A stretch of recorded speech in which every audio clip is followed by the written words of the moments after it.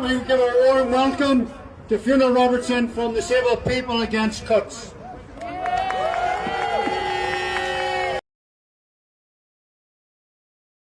Disabled People Against Cuts Northeast has been part of the counter-protests for quite a while now. So 10 years ago, I wrote an article about Action T4, which was the Nazi extermination of disabled people. And the article was also about the rhetoric that they used in the preceding years to make the general public think that this was acceptable.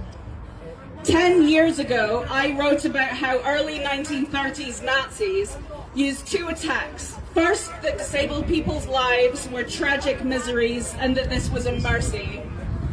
And helping us die was a mercy. And second, that we were far too expensive for no return. One poster described how a healthy family could be supported for the cost of just one defective, and taxpayers should question if their money was being spent appropriately. 10 years ago, I pointed out that that could have been lifted from any Daily Express or Daily Mail headline about disabled people. And the rhetoric our politicians and media use about us now is intended to make people not care when we die by our tens of thousands because of government policy.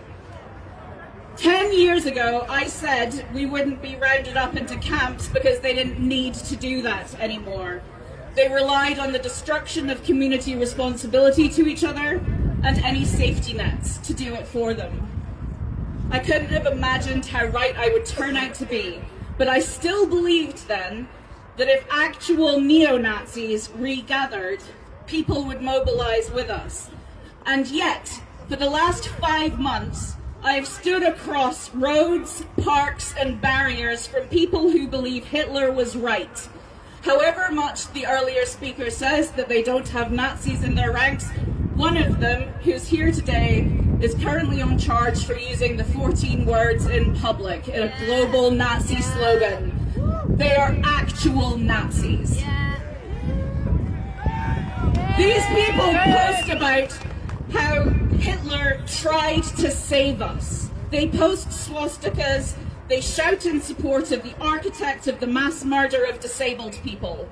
The hotel shouters pretend they are just concerned citizens, but welcome men who shout code for Heil Hitler, promote men who scream the 14 words slogan, and invite neo-Nazis to speak at their rallies. I cannot tell you how terrifying this is. Not because they're terrifying in themselves. They are a small group of very sad men who think this makes them powerful. It's terrifying because they feel they can do this in public now and will be supported. Nazism should always be a red line. Disabled people have put our health on the line to counter-protest for a number of reasons. First, because we know what it's like to be abandoned, and we don't want asylum seekers to feel the same way, especially when so many of them are in our community because of injuries and trauma. Second, because we are fighting the government for our lives, and we can only succeed if the wider community is with us. When people tolerate Nazis, they begin to parrot the same lines about disabled people's lives and our economic viability. They use their networks of fascist podcasters and streamers to spread myths and campaign against our ability to live independently. Their obsession with the moral purity of the ideal body and who is having children is eugenics at its most basic.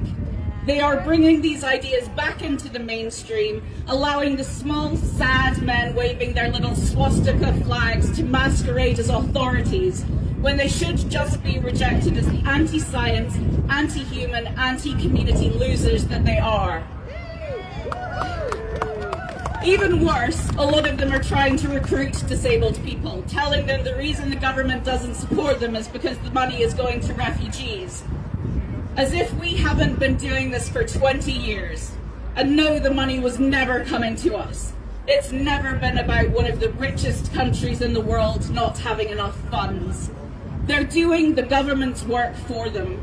Don't look at the system, Don't look at all the money funneled to private corporations and private equity consortiums. Look at this other group of people with no electoral or financial power. It's definitely their fault. And a lot of disabled people believe it because they need to believe something. We've been abandoned by everyone. One member of AIM talks about how it gives her purpose since she became ill. We need our communities to protect disabled people and to support our fight for independent and meaningful lives, because this is how we fight fascism. Building strong, inclusive communities wherever the government has destroyed them saves us all. We need everyone to fight with us. By the time Germans realised the consequences of their choices, it was too late to stop them. Don't make the same mistake. Fight with us. Thank you. Well said, Fiona. Thank you for that.